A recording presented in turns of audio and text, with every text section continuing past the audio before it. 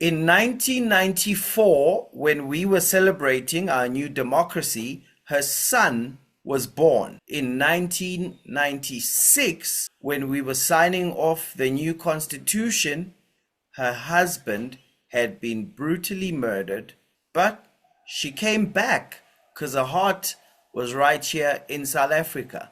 So much that on Mandela Day this year, the 18th of July, she has a very special present. Now, if you follow this interview, you might find that this present makes a difference to South Africa, but so much more powerful. It may be one of the best things you've ever heard about this year. So, I have to say, welcome, Hanna. Thank you. Thank you. I'm so glad to be here. What an honor. The one thing I tell you, I'm talking to you because this is so important because South Africa will prosper. So let's go back to that time. I know the last time you told me the story, I kind of started choking up. So what actually happened? I'm from the Netherlands originally. Just to put that out there because you'll be wondering what this accent is. So I'm from the Netherlands and I moved in 1984 to Lesotho for 6 months. It's been a long 6 months because I'm still in this part of the world. And my husband and I were running a trading stations in the Lesotho mountains in a little village called Umparani. Hmm. And one night I woke up thinking, oh, fireworks. But then I realized they don't do fireworks in Lesotho. And then I realized, no, there was something wrong. Sure. And they said, police, open up. And I got up to open the door. My husband was sleeping in the other little rondavel that we stayed in. We had two rondavels, and he was sleeping in the other one because the baby had been keeping him awake. And I thought, okay, let me get up because I have the keys to the store. As I got up to open the door, my child started to cry, and I thought, oh no, you can't have that. So I quickly went back to the room, to the bed, and nursed my baby so he would be quiet. And then I heard my husband open up, and I could hear in the way he spoke to them that there was something wrong. And I knew I had to stay hidden because he always said, if as long as you are safe, he will be okay. And then they took him away to the store, which was a few hundred meters from where we lived because it was on the same compound. And then I started to pray, prayed for protection, put angels around him, the white light, whatever I could think of, I prayed. And I thought I prayed for a long time. I'm sure it was just a few minutes before I got scared. I got really, really scared. And then I heard some gunshots. And I went to the shop, and there I found him, and he was shot many times, and he had a big hole in his head as well because they had hit him over the head with a crowbar as well. Mm. So, yeah. Then I had to, because we were living in a remote area and we didn't have a phone, this was before cell phones. And so I had to get my son, we got in the car and we had to drive this mountainous road to go to a little town called Hoek, where I could go to some friends and then I could phone my parents. And the one thing that, still touches my heart to this day was how within 48 hours, my parents and my two sisters were there. Yeah. Because this was now Africa in a rural village, and there's no funeral services. So we had to organize the whole funeral ourselves. So Yeah. your family flew in from home, Netherlands, to Yeah. come and help within 48 hours. Yeah. Wow. I'm imagining anyone watching this is thinking, how do you go from that traumatic event to what you are doing now? Well, I was very fortunate that before this event happened, I had two experiences. The one was that I had learned about the power of forgiveness. So I knew that was really important and that we forgive for our sake. But I also had an experience how a friend of ours had lost her child, gone on a camp on Friday, came home Sunday, and by Sunday night the child died because it caught some weird virus or something. Wow. But 3 years later, that woman still was going like, "Oh, why? Oh, why did this happen?" And she was stuck with that question, why? So I knew asking the question why never gives a satisfactory answer. I had to ask myself, where to from here? And yes, I thought I was going to go back to the Netherlands, and I did go back for a year, but I missed South Africa. I didn't want to go back to Lesotho. That was too remote, too dangerous. I didn't want to go back there, but I managed to get a South African residence permit in 97, and then I managed to come back. Yeah. Sure. I remember in your book, Bitter or Better, reading that part when you were with your parents and you asked them to just give you some time alone. That was the real dip for you. Am I right? Yeah, so my parents, they were actually living in Israel at the time. And then we went to the upper room. Now, the upper room was where the disciples were waiting for the Holy Spirit. Well, they didn't know what they were waiting for. Jesus had said, wait, I'm going to send you a helper. And so I asked them, can you just leave me here for a bit? I want to see what can come to me, because as a pilgrimage, you go to a site, you also get the energy of that site. And then I was saying, God, what do I do? What do I do now? What am I supposed to do? Should I go back to the Netherlands? Should I? I had no idea what to do. And then the thought hit me very hard. It doesn't matter what you do as long as you take your family with you.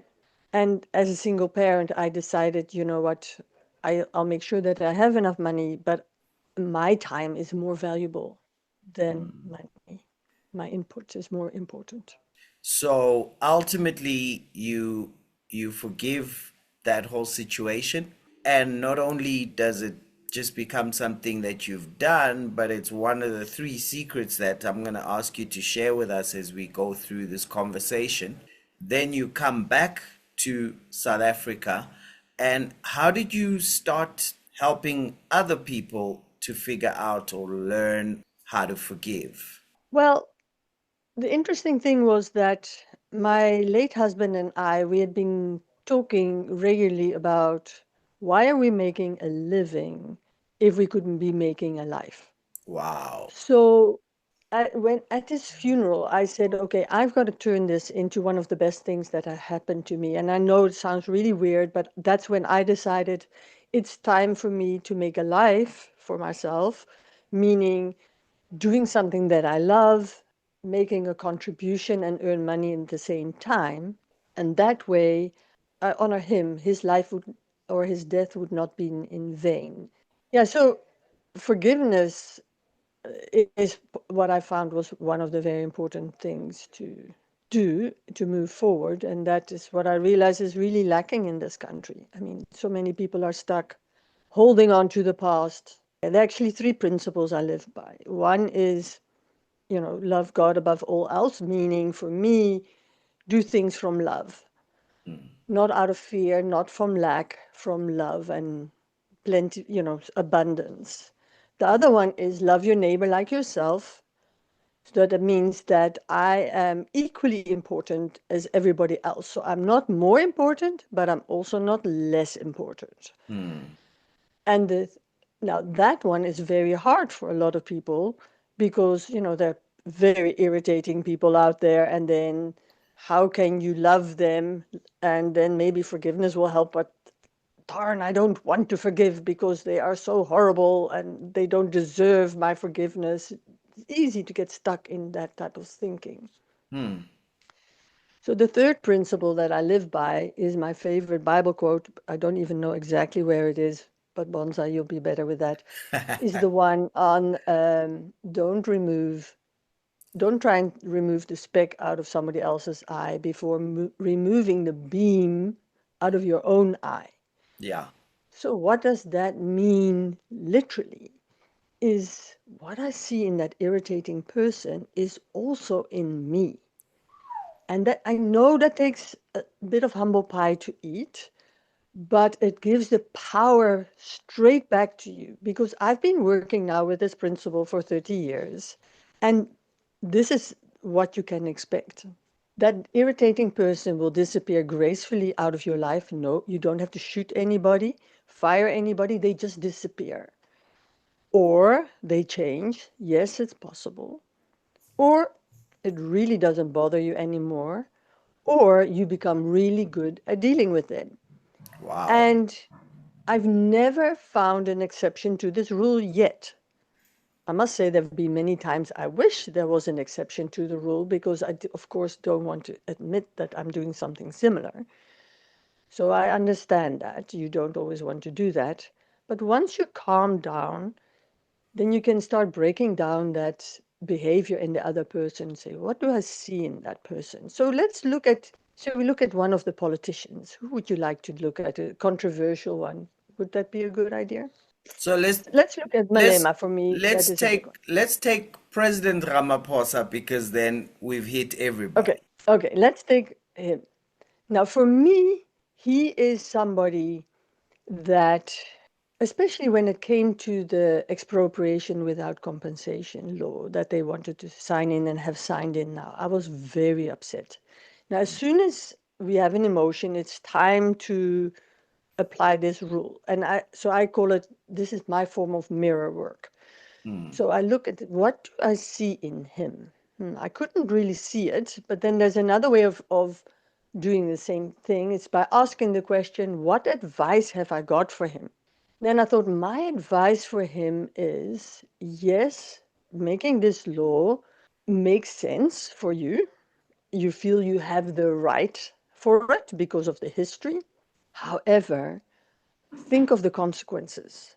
Everybody's going to suffer from this because what we do unto others come back to us. We cannot take from other people and expect abundance. Everybody ends up poorer. So I thought, well, how does that apply to me? I don't just take away from people, but I do have that sometimes I feel I have the right to be angry for whatever reason. And if I give into my anger, I end up stealing my joy and other people's joy. And that can then lead to health problems and all sorts of other problems further down the line. So I learned from him to realize even if I have the right to something, doesn't mean to say it is a good thing to make use of that right.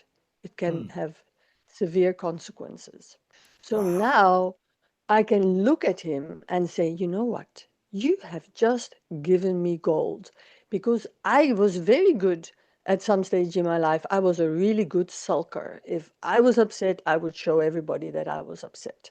I realized, but I'm not doing anybody a favor, and especially not myself. So he did me a favor to show me be careful how I spend my energy, not my money, my energy, which is a similar thing, my life force. So he did me a favor. So now I can look at him and say, you know what? Thank you for showing me where I need to change. And I know in one of your videos, you used also these four phrases. I'm sorry. So it's like, I'm sorry that you need to play this role in my life to show me what I need to change. Wow. Number two is, well, thank you for showing me because I'm going to be better from it. My life is going to be happier if I stop giving into my anger. Please forgive me. God forgive me. I forgive me. And then I love you. I can say to myself, you know what? I love me. God, I love you. And that way you can bring then forgiveness. Every person, as they look at a politician or somebody else that irritates, they will have their perspective. This was my perspective. And in my book, I do give many ideas of how to recognize that mirror. Because if you can get the mirror, as I said, that irritating person goes away, it will not affect you, they change, or you become good at dealing with them. Wow, this is so powerful. So you were saying If you see a speck in your brother's eye, before taking it out, realize that, oh, I'm seeing the speck because I probably have a log in my eye. And so I love that you saying that I watch someone, I think I'm supposed to hate them, I'm supposed to be angry with them, I'm supposed to resent them, but instead I take responsibility for myself instead of changing them, deal with me first. You say either they will change or the circumstance will change, but bottom line, you will change, and when you change, everything else changes. Did I summarize that close enough? Yeah, close enough, definitely. I mean, if we work with the principle of a mirror, if I don't like what I see in the mirror, what do? I don't go and paint on the mirror, Ah, right? you I fixed have your to own change. hair. Hmm. Yes, exactly. And so, yeah, so I need to focus on changing me. That's the only person I have some control over, not nearly as much as I would like sometimes, but at least way more than I have control over anybody else. We all know that trying to change somebody else is impossible. And then you really start to see miracles. I mean, I want to tell you one story. This one lady, one of my clients, let's call her Ntabi, saying, she was saying how her boss would stand at the door, scream at her while she was working at her desk, and always telling her you're not doing enough and it was never good enough, really giving her a hard time. And she did not like her work and she did not know what to do. So then I worked with her and looked in the mirror, got her to look in the mirror, and she realized, but hang on, I'm critical of me. I never give myself a break. It's never good enough for me what I do. So the boss was just showing her how she was treating herself. So I worked with her to get her to change her own behavior, make time for herself, forgive herself for being like her boss, all that stuff. That's where the forgiveness is so important. Then I saw her 2 weeks later.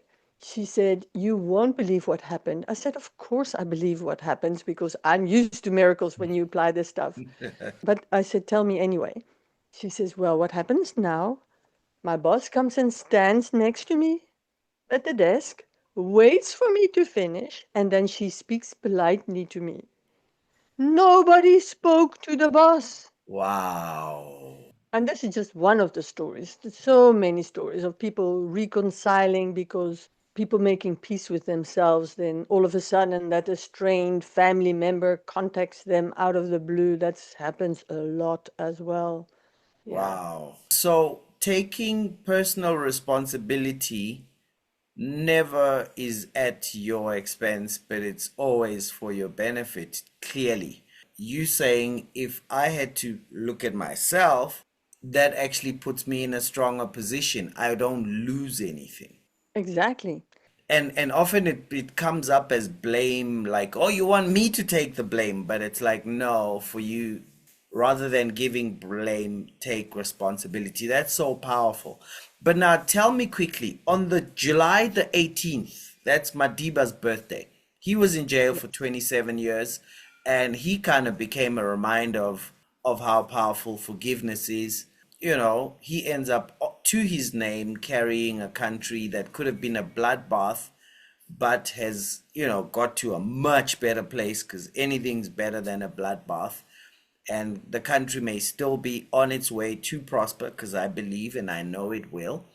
But you doing something on the 18th. I don't want you to give everything away right now because we have limited time. But what are you doing on the 18th? So I am teaching a workshop, a 2-hour workshop online, so anybody can attend, on forgiveness and also understanding, this mirror work, because we've explained some of it, but not all of it. And another thing is, it's not always easy to apply that mirror work because when we're upset, and I have the same, if somebody tells me, hey, look in the mirror, at the moment I'm upset, I want to stick them behind the wallpaper and I don't have wallpaper. So, so you first have to calm down. So I teach people how to deal with those emotions, those strong emotions that we have. And then why and how to forgive. That is very important, and how it serves you to forgive. Wow. And so it's coming up right here. If someone clicks this link, they will land up on your site, and it's also going to be at the bottom in the description. And they can come through and see how to be part, do something important on Mandela Day. Tell me, what do you think would happen in South Africa if just 10% of the population started thinking like this? Everything will change. I was thinking about it because I was expecting you would ask me a question like that. But just think of it. First of all, I change me. Now the people around me start to change. Plus, I will also start to hold people accountable. I would not accept the bad behavior around me in my own area. So it will filter out from me into my family, into community, into politics. So Dr. Yulin was a psychotherapist who worked in a prison in Hawaii, and he worked in the psychiatric ward. So all the rapists, serial killers, they were in that ward. And nobody wanted to work there because the people were so dangerous. They were either in shackles or sedated. And he said, okay, I'm willing to work there as long as I can do it my way. And what he did was he never did any consultations with the prisoners. He just looked at their file. Hmm. He was saying, what I see in you is something that is in me. So let me clean me. He talked at cleaning. Let me change me. And then the prisoners will start to change because you have to play that role in my life to show me what I need to change within myself. So that is what he did. And over time, the whole atmosphere started to change. The people, they needed less sedation. They could remove the shackles. They were sent home quicker because they Wow. changed so much. Within 5 years, they closed that whole ward down because everybody was in and out so fast they didn't need it anymore. Now, Wow. that was one man with those type of people. Now, a lot of our politicians could be right and feel at home in that ward. They should be there, actually, with what they've done. Yeah. But if we would start looking at those politicians, and 1% is already enough, we don't even need 10%. Wow. And we start looking, what do I see in that person? How is that a reflection in me? And it is about how I treat myself way more than how I treat other people, because we're normally very good with polite and respectful of other people, but not so much towards ourselves. And then we will change South Africa, and South Africa will prosper, definitely. Yes! South Africa will prosper. Wow, that's so powerful. So you've taken a zero off, and you saying if 1% of us started living by these principles, love God, neighbor as self, speck versus bar in your eye, and realize that the things that trigger us are always a reflection of what is in us. and Yeah. and if we'll take responsibility and forgive those Ourselves, situations and especially ourselves, ourselves. forgive ourselves for what we were able to pick up, that's so powerful. Then somehow, obviously we change because we're doing something with ourselves, but it has a way of impacting our surroundings, because when we change, everything else has to. And so Yeah. 1% of us do that, we would actually impact this country in a way that we could hardly imagine. I really do get what you are saying. However, I think I'm gonna go up here, so it's a second time, or down there, and make sure on the 18th I get to come through. And so I encourage everybody. I'm repeating it because you might forget. I asking you to go down because this is really powerful, and I really love it. Wow. There is a small fee to attend, but Yes. if you want to attend and you really cannot afford it, contact me anyway. I'll discuss with you how you can attend without having to pay cash. Then I'll ask you to do something in your community as a return. Wow, that's so wonderful. So tell me, so that no one, because sometimes people think, is this for me? Is this not for me? Who will best be served by coming through on Mandela Day, July 18th? Who will benefit? If you have irritating people in your life, or if you struggle with forgiveness, you will benefit. Yeah, so if you've had something that makes you feel resentful, triggers you, makes you angry, you definitely want to go, and that will be very helpful. What people have told me about it, it was for the first time, it's people that have been on the workshop, they said for the first time, they understand why the person irritated them so much. And it was the first time they actually could resolve the conflict.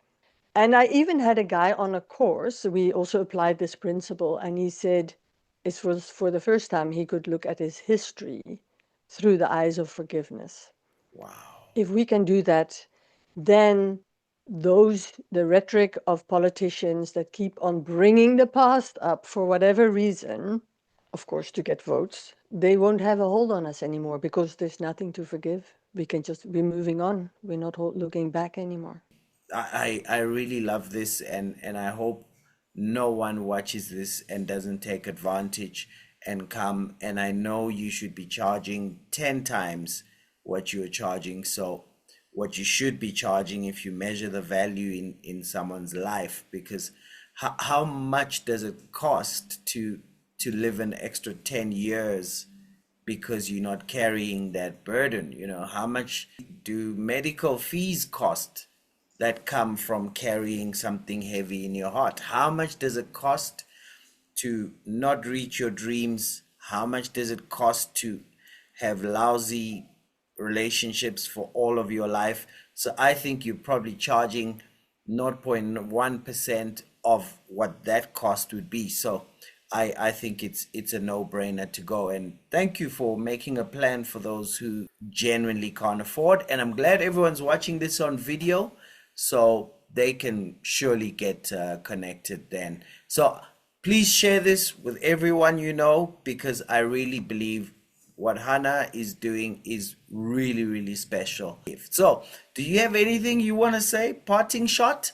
The parting shot that I have is if we want to change our own life, let's stop looking out there to create change.